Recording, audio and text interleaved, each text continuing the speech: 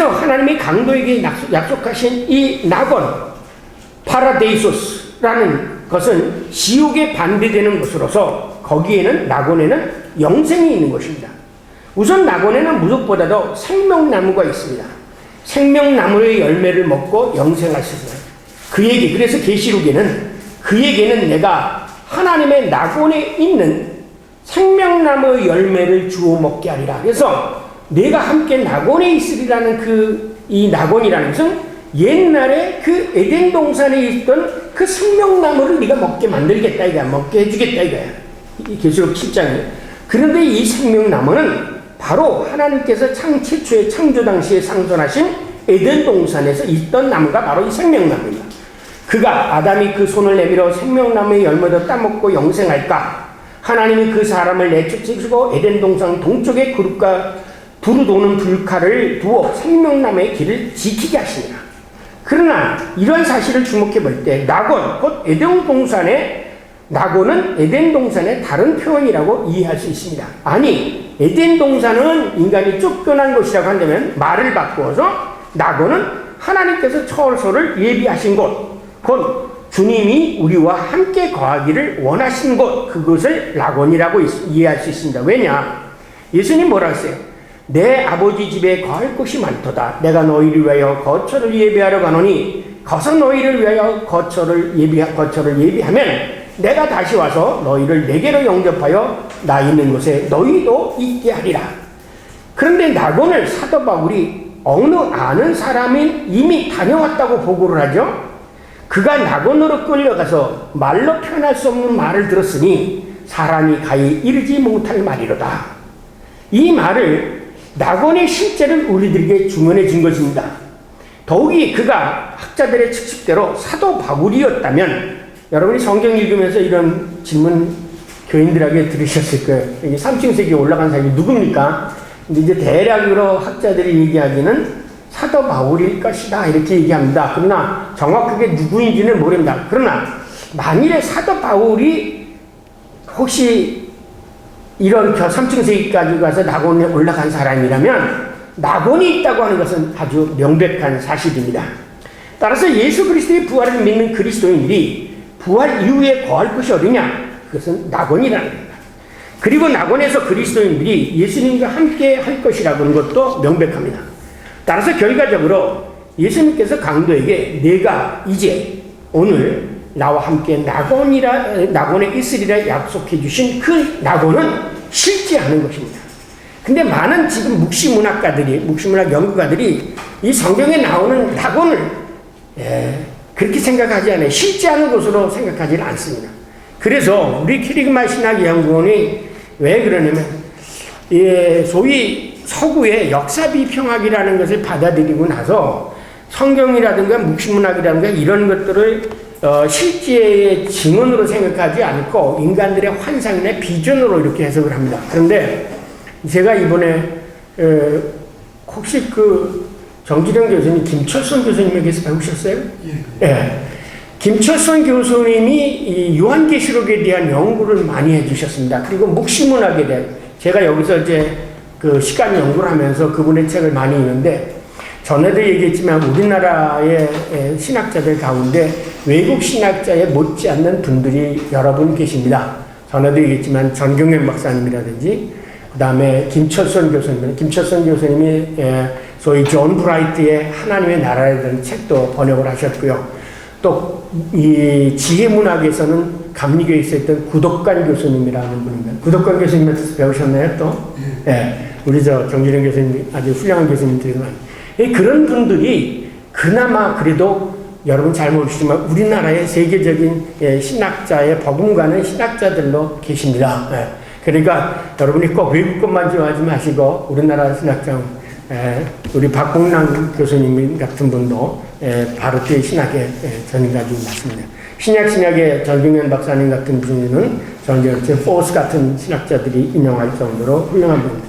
그 김철선 교수님의 이 묵시록 연구를 통해서 보니까 퀸멜이라는 사람이 있습니다.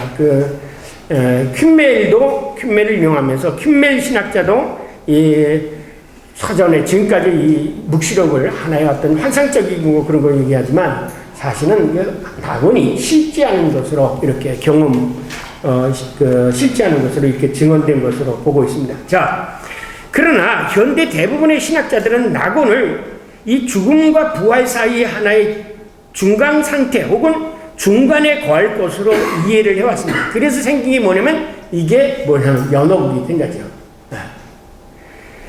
그러나 이런 해석은 낙원과 하나님의 나라를 분리하기 때문에 생긴 해석입니다. 그들은 낙원을 마지막 종말 이전에 이 세상을 떠난 그리스도인들이 잠시 거할 것으로 생각하기 때문입니다.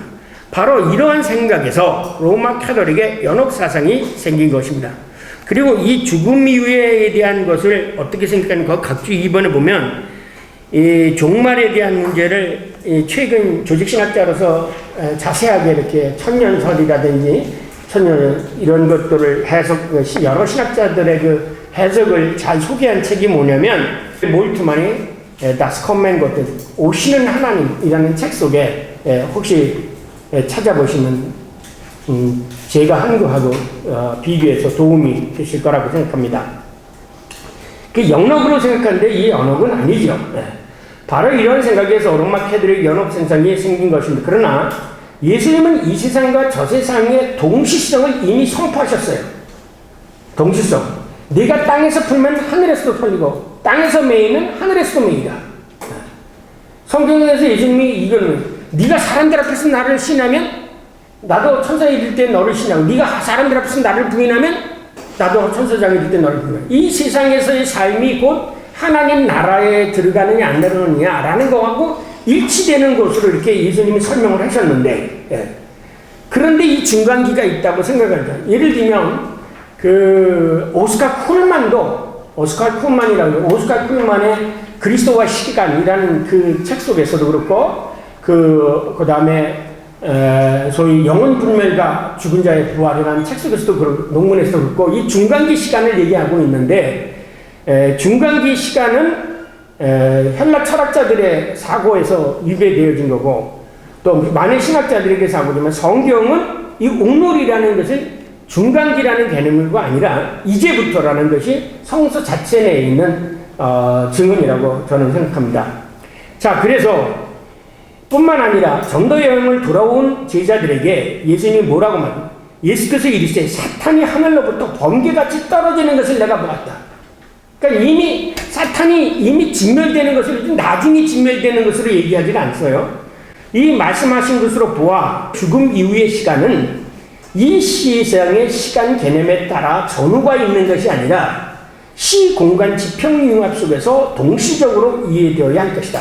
그리고 예수님은 아주 확고하게 그러나 내가 하나님의 성령을 힘입어 귀신을 쫓아내면 하나님의 나라가 이미 너희에게 임하였느니라 라고 선포합니다. 그러니까 우리가 죽어서 어떤 중간기에 있다가 하나님 나라에 들어가는 게 아니라 이제 그때부터 하나님 나라에 들어가게 되어집니다. 그것을 우리들은 이제 시간의 개념으로 자꾸 생각하기 때문에 그 시간의 개념을 제가 요거를 가지고 이따 자세히 설명해 드리겠습니다. 여기서 또 질문하는 사람이 있습니다. 그렇다면 요한계시록에 이런 얘기 나오지 않습니까? 첫째 부활이 있고 두 번째 부활이 있고 두 번째 사망이 있는데 그런 얘기는 어떻게 됩니까? 그리고 1000년 동안 왕노릇 한다는데 그 1000년 동안 천년 왕국성은 어떻게 됩니까? 이런 질문을 또 하죠. 왜 성경에 그런 얘기가 있습니까? 그래서 이 천년 왕국에 대한 문제를 또 제가 여기 연구를 했습니다. 우선 앞에서 인용한 성구 계시록 뭐냐면 1000년 동안 왕노릇하리라는 계시록 20장 6절 이외에 계시록 7장 및 다니엘서 2장 7절 그리고 다른 곳에서 곳을 근거가 아니라 근거로 못하는 근거로 소위 천년 왕국설을 주장하는 사람들이 있습니다. 그러나 이에 곧바로 반대 질문이 제기됩니다. 이 세상을 떠난 영적 세계에서도 여전히 이 세상에 산술적인 천년이라는 시간이 존재하는가? 한번 여러분 질문해 보세요.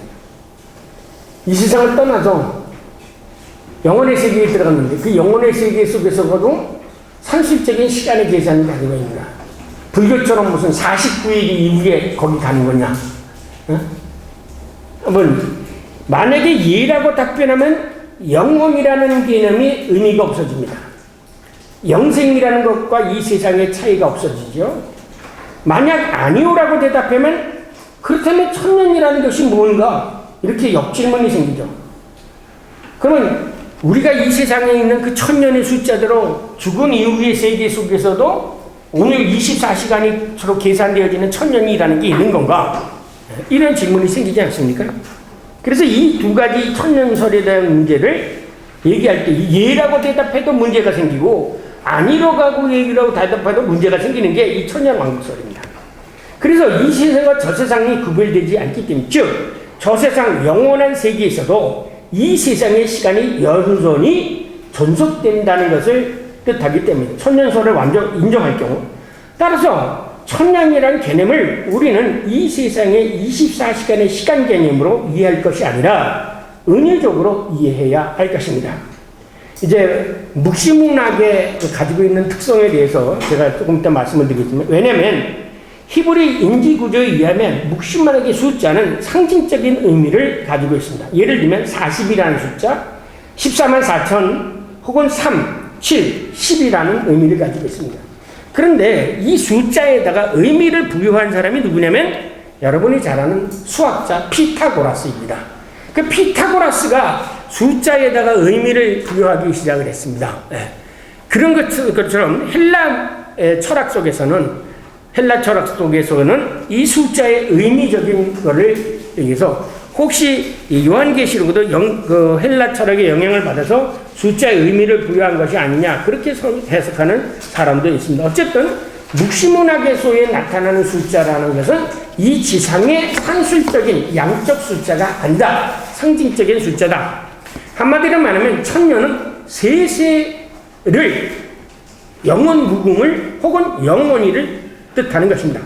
자, 우리나라에서 임금이 영원한 통치를 얘기할 때 임금이 세제임금 천세라고 외치다가 나중에 대한민국 만세까지 생기게 되었습니다. 따라서 천년 동안 그리스도와 더불어 왕노를 하리라는 것은 영원토록 그리스도와 함께 왕노를 하리라는 의미로 해석이 됩니다. 그래야 논리적으로 맞는 것은 왜냐하면 이 해석의 근거에서 첫 번째 부활한 사람들은 둘째 사망이 없잖아요. 그러나 이 첫 번째 부활에 참여한 자들은 복이 있고 거룩하도다. 그들에게는 사삼이 아니라 사망이 그들을 다스리는 권세가 없다. 반면에 악인들은 둘째 사망 곧 본물에 던져진다. 그렇게 얘기를 했습니다. 그러니까 구원받을 자에게 오늘이라는 것은 이제부터는 영원이고 또 중간에 무슨 다른 변수가 생기지 않는다. 그런 뜻입니다. 그렇죠? 왜냐하면 두 번째 사망하고 심판받아야 그런 것이 생기지 않는다는 거죠. 이제 마지막으로 예수의 부활은 나의 부활. 예수 그리스도의 부활은 그리스도인의 희망이다. 예수 그리스도의 부활을 믿지 않는 사람은 어쨌든 사후의 세계의 존재를 믿지 않기 때문에 그들은 자신의 이념대로 죽으면 그것으로 모든 것이 끝나고 맙니다. 그러니까 부활을 믿지 않는 사람들은 스스로 자기가 부활하지 않고 죽으면 모든 것이 끝난다라고 하는 것을 자기가 스스로 인정하는 거예요. 왜냐? 성경에도 흙으로 났으면 흙으로 돌아가는 수밖에 없지 않았습니까? 그 사람은 흙으로 도망으로 가요. 그러나 이런 사람은 창조 이전에 흑암의 깊은 곳으로 되돌아갑니다. 이 흑암이 뭡니까? 태홈이죠. 태홈. 이 태홈이 흑암의 깊은 곳이에요. 그것이 어디냐면은 요한계시록에 보면은 여러분 무저갱이라고 표현되는 것이 있죠. 그것이 흑암의 깊은 것에 무저갱이라고 얘기합니다. 어둡고 습하고 아무것도 없고 그런데 창조는 거기에 빛이 이루어지는 것이죠. 그래서 그리스도인의 자녀를 빛의 자녀라고 얘기하고 사탄 마귀의 자녀들을 어둠의 자식이라고 얘기하는 것은 바로 그 때문인 것입니다. 그러나 그리스도의 부활을 믿는 사람들은 예수를 죽은 자 가운데서 살리신 이의 영이 너희 안에 거하시면 그리스도 예수를 죽은 자 가운데서 살리신 그가 영이 너희 안에 거하는 그 영으로 말미암아 네가 죽을 수밖에 없는 몸이라 할지라도 살려준다는 거죠. 이게 로마서 11장 11절이에요. 그런데 이 바로 로마서 21장 11절에 뭐가 있냐면 세메론 이제부터는 뭐가 나오냐면 요 단어가 아퍼아르티라는 단어가 나옵니다. 이 아포아르티는 요한계시록에서 딱 한 번만 쓰여지고 있는데 이 아포아르티는 뭐냐? 세메론이라는 말을 하죠. 이 세상, 왜냐면 예수님이 살아계실 때는 다 세메론이라고 말해요. 예수님의 로기온 아시죠? 예수님이 직접 하신 말씀. 그래서 여러분이 성경 보면 예수님이 하신 말씀 빨갛게 이렇게 따로 구분되어 있잖아요. 예수님이 말씀하실 때 오늘 이 집안의 구원이 임했다라고 할 때도 세메론이라는 말을 써요. 그러니까 이게 뭐냐면 예수님이 이 세메론이라는 말을 사용할 때는 이제는 이제 완전히 네가 지금까지는 악마 사탄의 자녀였지만 이제는 하나님의 자녀야. 이제는 네가 죄인이지만 네가 이제는 용서를 받았어. 이런 어떤 이 과거에로부터 과거 죄악된 상태에서 새로운 모양으로 새로 거듭난 몸으로 전환되어지는 그 시간을 뭐로 얘기하냐면 세메론이라는 말로 표현하고 있다는 거예요. 네. 그래서 저는 이게 전환기의 시간이다. 네. 그래서 김철선 교수는 이것을 잠정적인 미래를 향해 가는 잠정적 시간이다 이렇게 표현을 하고 있습니다. 이 말씀처럼 성령께서 그를 다시 살릴 것이다.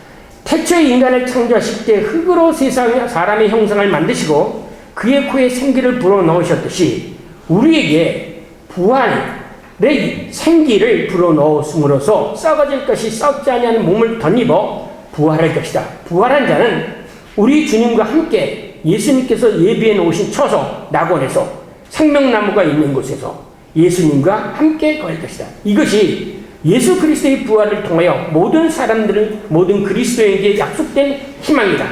그러므로 예수 그리스도는 무릇 살아서 나를 믿는 자는 영원히 죽지 아니리라 하고 아주 단호하게 선포하시고 이것을 내가 믿느냐? 우리에게 믿음을 요구하시죠. 이제 남은 것은 나의 죄의 고백과 신앙과 삶이다. 예수님은 지금 성령으로 나를 부르신다. 오라. 듣는 자도 오라. 목마른 자도 오라. 원하는 자는 누구든지 와서 값없이 생명수를 마시라. 이 생명수를 마다하시는 여러분과 제가 되시기를 그리스도인으로 축원합니다. 자, 사실은요, 제가 여기 시간 없기 때문에 6쪽까지밖에는 여러분에게 이 원고를 보내지 못했지만 본래 원고는 11쪽입니다. 이 11쪽은 뭐냐면 묵시록의 시간 이해를 연구한 건데요. 우선 여기서는 여기 나온 겁니다. 우리가 이거는 잘 알고 있어요. 카이로스라고 하는 시간과 크로노스라고 하는 시간은 여러분 잘 알죠. 이 크로노스라고 하는 것은 인간의 시간을 얘기하고 카이로스라고 하는 것은 하나님의 시간을 얘기합니다. 근데 이 카이로스라는 것이 어떤 양적 시간을 얘기하는 게 아니에요. 카이로스는 하나님의 영원한 시간, 이 카이로스 영원의 시간, 이 영원의 시간이 역사에 개입해 들어오는 그 시간을 가르쳐서 카이로스라고 얘기하죠. 그런데 이 크로노스라고 하는 것은 항상 양을 가져요. 길이를 가져요. 그래서 1년이라는 혹은 연수라는 길이에요. 그래서 여기 보면 1000년이라고 합니다. 요한계시록에 보세요. 20장 6절에 가면 에토스라고 했어요. 1000년이라는 말을 이거 단어로 씁니다. 에토스라는 말을 단어로. 그 다음에 5달 동안 너희들이 뭐 고통을 당할 것이다 라고 얘기하죠. 그래서 5달이 그러면은 메나스 펜테가 5이라요. 펜타토크. 그래서 메나스탄테 5달 그런 말이 나고요. 계시록 9장 5절에. 그 다음에 낮의 3분의 1을 얘기할 때는 이 날 헤메라라는 날이 있어요. 이게 낮의 3분의 1이라는 것은 해가 떠서부터 질 때까지를 날이시라고 얘기해요. 저녁이 되고 아침이 되니 첫째 날, 둘째 날을 해가 떠서부터 질 때까지를 헤메라라고 얘기합니다. 헤메라. 햇빛이 있는. 그래서 이것을 낮이라고 해서 빛이라고 해요. 낮이라고도 표현하고. 그 다음에 호라라는 단어가 나오는데 이 호라라는 단어는 뭐할 때, 너희가 그것을 받아들일 때, 하나님이 이 세상을 심판할 때라는 거예요. 그래서 또 이것을 날보다 더 짧은 시간을 얘기할 때도 이 호라라는 말을 씁니다. 그래서 이런 것들은 모두가 다 인간의 신화관을 얘기해요. 그런데 이런 호라라는가나 헤메라는가, 또는 메인이라는가, 에토스가 이게 요한계시록에 그대로 다 나타나요. 그러면 이제 아까도 질문이 생기냐? 요한계시록에 대한 것은 우리 위에 영혼의 세계를 얘기하면서 이게 왜 나타나냐? 이제 요한계시록에서 이 심판을 얘기할 때 과거 너희들이 무슨 일을 했고 그럴 때 크로노스라는 말을 써요. 지난날 너희들이 했대. 그래서 요한계시록이라는 것은 여러분이 이걸 생각해요. 그냥 완전히 이 세상과 떠나서 완 것이 아니라 계시록 자체가 뭐냐면, 이 묵시록 자체를 가지고 있는 근본 의도가 뭐냐면, 묵시문학은 현 역사 속에 숨겨져 있는 의미를 해석하여 아직 실현되지 않는 새 시대를 예견하는 것이 문학이에요. 그러니까는 니네들이 지금 이렇게 살고 있지, 그러나 이렇게 될 것이다 라고 얘기했기 때문에 이 인간들이 살고 있는 삶의 것을 얘기할 때는 어쩔 수 없이 이 시간의 개념을 가지고 얘기하는데, 궁극적으로는 뭐냐면 하나님의 이 카이로스를 얘기하려고 한다. 그런데 이 시간이 이렇게 바뀌는 때가 있다. 그때가 뭐냐? 이게 세메론, 더 되면 아포 아르티, 이제부터는 이렇게 바뀌게 되어진다는 거예요.